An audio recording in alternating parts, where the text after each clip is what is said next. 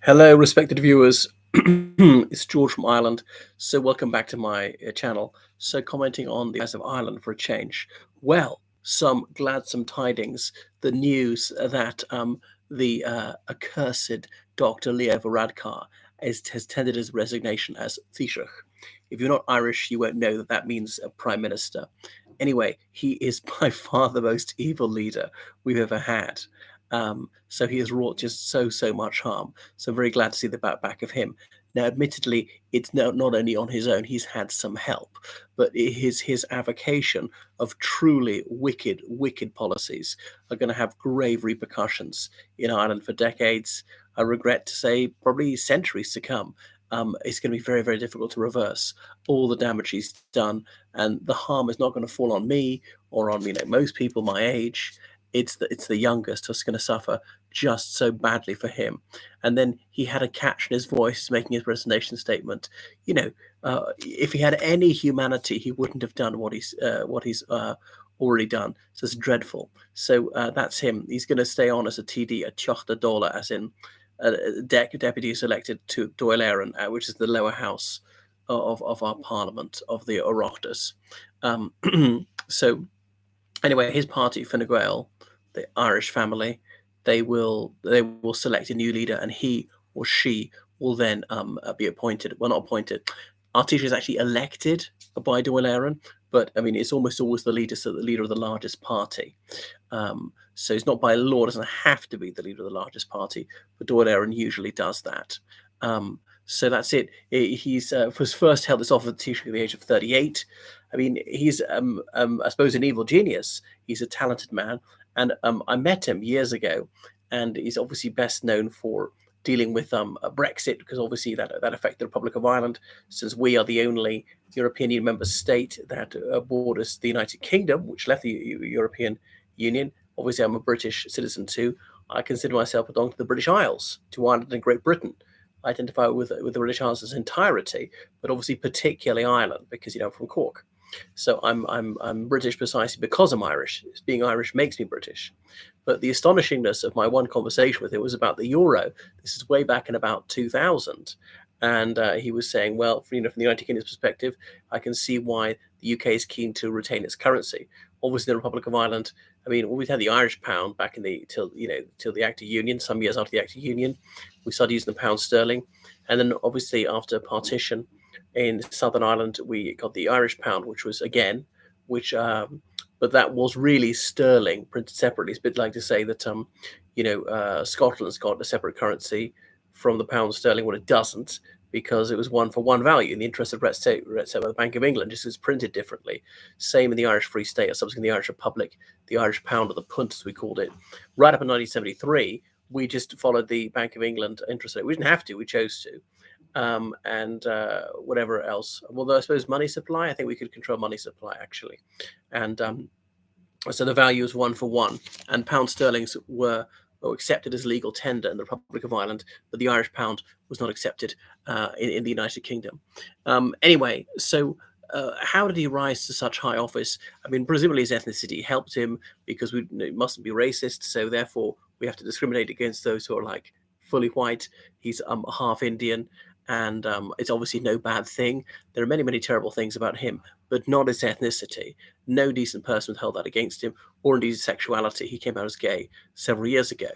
So some people say this is a massive step forward, but such a person could hold the second highest office in the land. Obviously, the supreme office in the Republic is that of the presidency. Anyway, so he went to one of the top schools in Ireland. Was it St. Columba's, a Church of Ireland school, or was it the other one?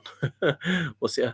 I can't remember. In Dublin, was it King's Hospital? But anyway, and then his dad was a doctor who shifted from Bombay. So then his mom was a nurse.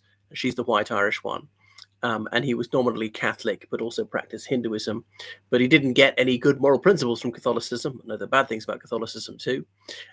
He went to Trinity College Dublin, which obviously the premier university in Ireland, where he read law but quickly switched to medicine. He qualified as a doctor, and that was it. He got into politics was elected about 2010, was tourist minister, had meetings with Donald Trump, back when Donald Trump was a notorious businessman for ripping people off. So Varadkar wanted him to rip us off. Thanks a lot, Leo. Anyway, and he rose very quickly, and his party was on the up and up, and he's an ardent Europhile and sort of a so-called liberal, like an aggressive, regressive liberal for taking away people's rights. So he's really inhumane, really savage. But how does he do so well? I suppose because he's soft-spoken, he's courteous, he's unassuming, and he is genuine. And he's obviously got some sort of low cunning. Yeah, he's fairly unemotional. I don't think he's avaricious. You could say that for him. He's got a long-term man in his life, and then they've got a civil partnership or marriage, something like that. But yeah, so a lot of people warm to him.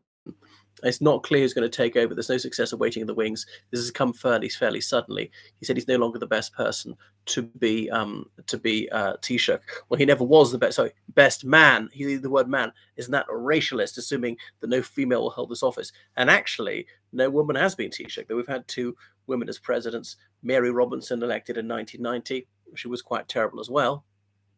Served for 7 years, followed by Mary McAleish, who served for 14 years. The thing about Mary Robinson and actually Mary McAleish is they both held the same chair in law at Trinity College Dublin. Mary Robinson was made a professor at the age of 24. Everyone's applauding to the echo. But how on earth is that the right thing to do? Because she had no doctorate. She had a law degree, yeah. She qualifies as a barrister, yes. But it is preposterous to exalt anyone to a professorship at that age, because you've just haven't published any academic articles. But becoming a professor seemed to be almost easy in the 60s.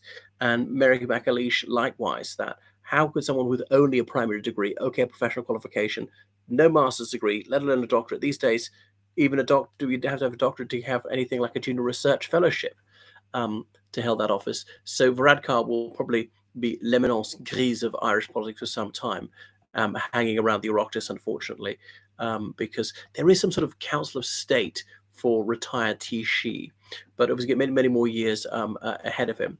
So the Taoiseach at the moment is Micheál Martin, who's leader of Fianna Fáil. So there was a sort of duopoly for a century.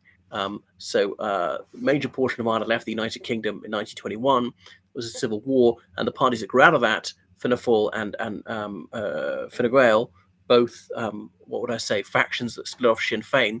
They were the two major parties, and only they formed the governments. This one or that one alternated between them, but usually Fine Gael wasn't big enough and had to have some between a coalition partners like Clanna Poblacht from 1948. Or the Labour Party at times, the Greens, whoever, the Progressive Democrats sometimes.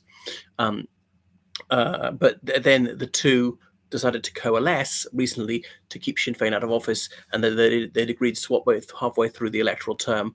Taoiseach is deputy prime minister, but it means successor in Irish. You have this tanistry system. So I've no idea who's coming next. I'm very glad that Leo's gone. I'm sad to say there's no guarantee to be any improvement to reverse the terrible change that we urgently need to reverse. And it's very dispiriting to see that, although, yes, we have fantastic economic success and we're a cultural superpower, we did actually have some common decency, and we value the lives of our children. And now we've declared war on them. He's brought back the death penalty. Admittedly, the referendum is majority bigotry. And there's this misconception that most people are decent and most people are intelligent. And that's a very unsafe assumption. Actually, empirically, it's untrue. Anyway, thank you so much on my channel. Make sure you subscribe on Patreon and donate on PayPal. Thank you. Toodaloo, everyone.